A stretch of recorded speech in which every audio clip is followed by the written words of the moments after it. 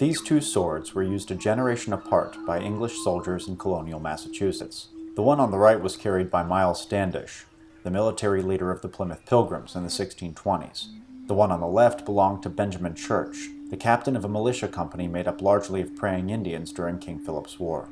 Both Standish and Church fought in the military of the same colony, against similar enemies. But their weapons, and the way they fought, were drastically different. What changed? And what story can these two swords tell about the men who wielded them?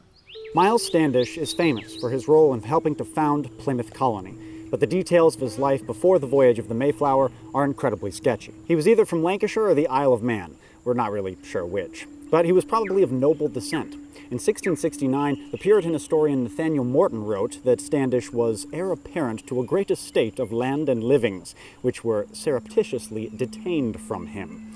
And this injustice, whether real or imagined, set the course of Standish's entire adult life. Without opportunities in England, Standish traveled to Holland to fight the Spanish.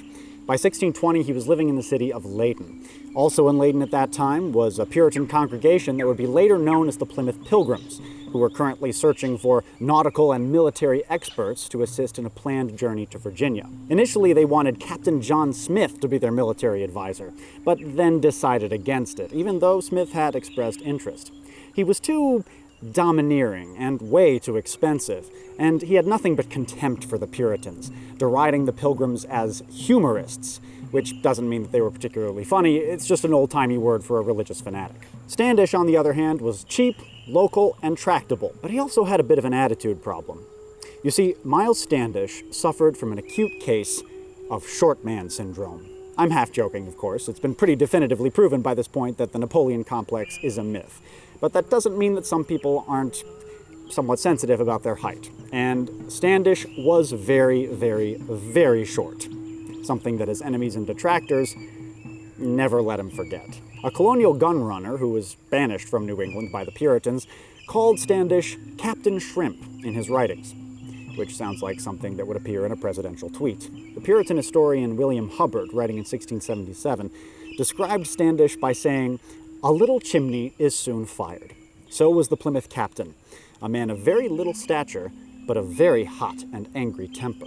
But without a doubt, the greatest diss to Standish's height was uttered in March of 1623, when he led an expedition to relieve the struggling settlers of an English trading post just south of where Boston stands today. Tensions had been rising between the settlers and their Massachusetts neighbors, and rumors had been swirling around that two elite Massachusetts warriors, named Pequot and Wittewamat, were planning to wipe the trading post off the map. When Standish and his men arrived at the trading post, Pequot and Wittewamat approached him.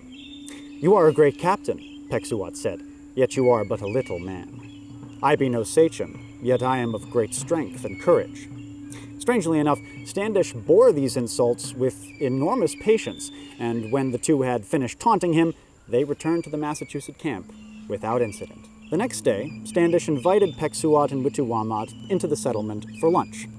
They accepted the invitation, but brought a large entourage. Everybody filtered into a house, sat down, and began to dig in, when all of a sudden, the doors slammed shut behind them. Standish, leaping forward, grabbed the knife that hung around Pequot's neck and shanked him to death with it. Meanwhile, 3 pilgrims set upon Wittewamat and brutally murdered him. As the Massachusetts breathed their last, Standish's friend Hoppemock, a Pokanoket Wampanoag, said of Pequot, "Yesterday, he said, you were but a little man. But today I see you are big enough to have laid him on the ground." There are elements of that story that beggar belief. Hoppemock's line sounds like words that a screenwriter would put in the mouth of Bruce Willis, and Puritan historians did have a distinct flair for the dramatic. But one thing is undeniable here. Standish had a personal vendetta against these two men. And he not only killed them, he killed all the Massachusetts in the area. Not necessarily because they were a tangible threat. Remember, the rumors of attack were just that, rumors. But because these two guys had really, really pissed him off. I don't know, that's just my speculation. But as a final fuck you, Standish did wrap Wittewamat's head in linen to bring back to Plymouth to stick on a pike.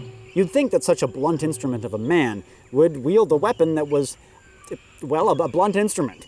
But curiously, Standish carried an elegant German rapier. Though he did have to shave about 6 inches off the tip, lest it drag along the ground as he walked. The sword generally attributed to Standish is today being kept at the Pilgrim Hall Museum in Plymouth, and it's way bougier than this pretty sort of simple dinky one that I'm holding for reference. It was extremely ornate, fine continental craftsmanship, an elegant weapon, more suited for dueling than for the battlefield, and certainly very impractical for fighting Native Americans in the swamps of New England. So why did he carry it? Well, Myles Standish was of noble birth. Deprived of his lands and titles, a man a little sensitive about his height, perhaps, and someone who desperately wanted to command respect. This sword is a tool, but it's also a status symbol. It tells us much less about the sort of man that Standish was, and much more about the sort of man that Standish wanted to be. 50 years later, and Massachusetts is a very different place. Through sale, coercion, and conquest, the colonists had acquired huge tracts of land across New England, and now greatly outnumbered their native neighbors. In 1675, ethnic tensions exploded into armed conflict, the bloodbath known as King Philip's War.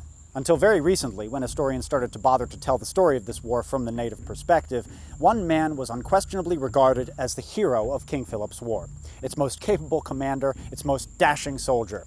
His name was Captain Benjamin Church. As an old man, Church wrote a memoir of his wartime experiences, which remains an invaluable source of information for the events that he describes. However, he may have been a bit of an unreliable narrator, as we'll later see. Church was born in Plymouth Colony and lived his whole life in the New World.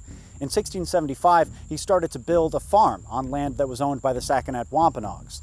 He chose the spot because, well, no English people had settled there yet, and he was very careful not to offend his Saconet neighbors. But in June of that year, Church's homesteading project was abruptly curtailed when men under the command of Metacomet, sachem of the Pokanoket Wampanoags and King Philip himself, attacked the town of Swansea in Plymouth Colony, kicking off King Philip's War.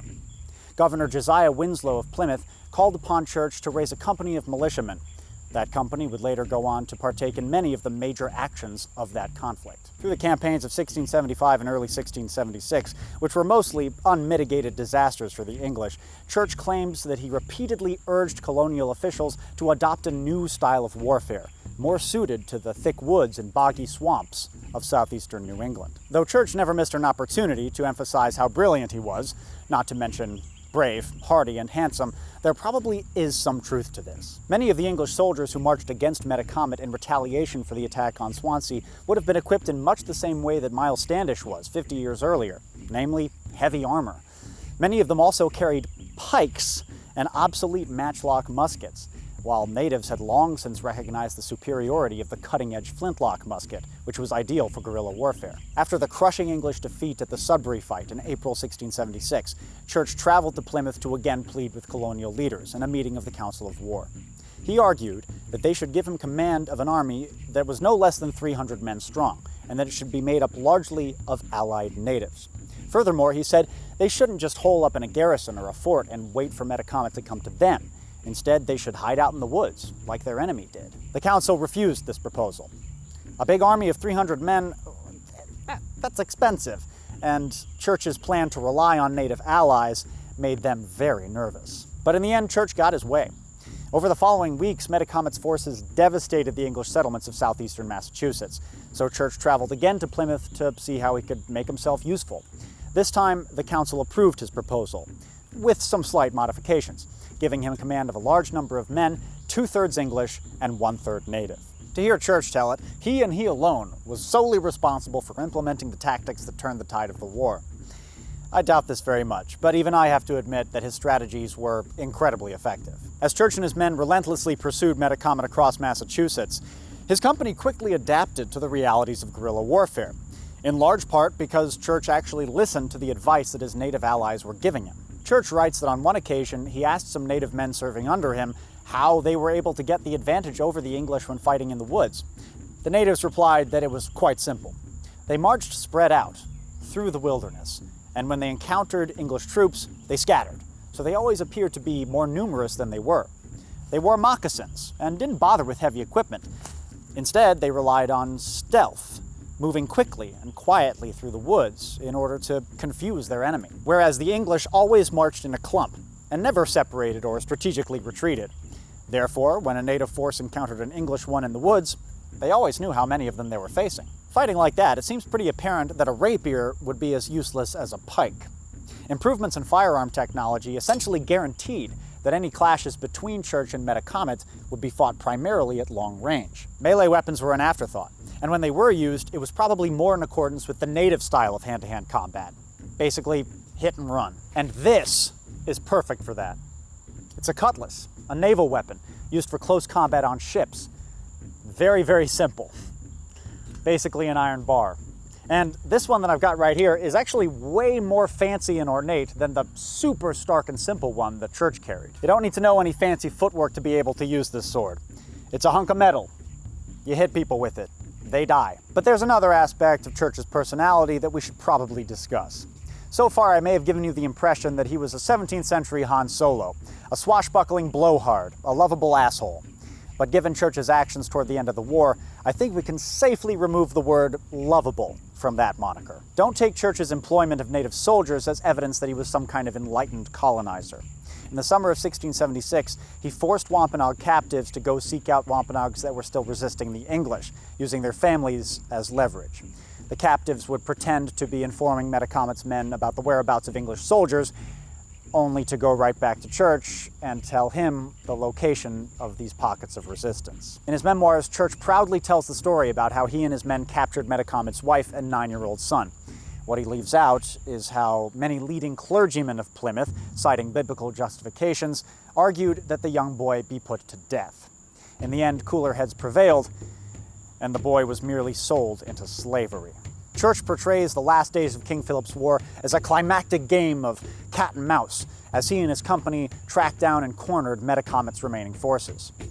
Now, it's pretty much impossible to know what was going through Metacomet's mind at the time, but we do know that his army had been crippled by this point. Many of his most capable allies and captains had been slain, and he must have been racked with grief over the loss of his family. There was almost no point in killing Metacomet by the summer of 1676. The war had long since spiraled out of his control. No, I think killing Metacomet was about vengeance, certainly for the English colonists and their native allies. For Church personally, I think it was about glory. Finally, on August 12th, Benjamin Church stood over the mud-splattered body of Metacomet. He had been shot to death by one of Church's native scouts. In accordance with the English punishment for treason, Church ordered that Metacomet be posthumously drawn and quartered.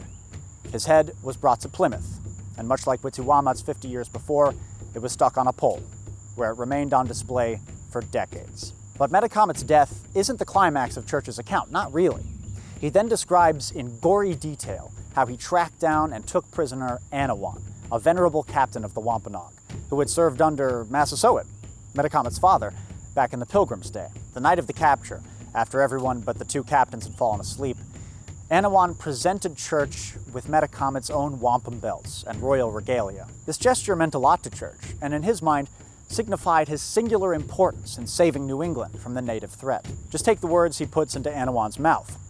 "The war is ended by your means, and therefore these things belong unto you." But this chivalric scene exists in stark contrast to the broader historical reality. In the summer of 1676, hunting down natives in the woods of Massachusetts had become something of a psychopathic sport.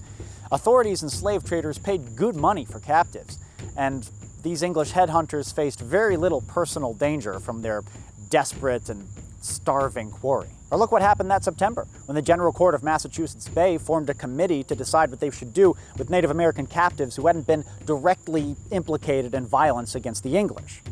The committee ultimately decided to sell the lot of them into Caribbean slavery. Now, to Church's mind, and to the mind of many, though not all, Puritan colonists of that era, this horrifying behavior was perfectly acceptable. But even so, it is hard to reconcile Church's murderous actions with the personal image that he so carefully cultivated for himself. The dashing frontiersman, friend to the Indians, but also an opportunistic, cruel, self-aggrandizing prick who built a career off of murdering Indians. But unlike Standish, I think Church knew exactly what kind of man he was. A cutlass. A weapon with a bright shine, but still a dirty fighter. It may take some skill to use, But at the end of the day, the idea is to bash your opponent in the fucking face as hard as you can. A nasty piece of work.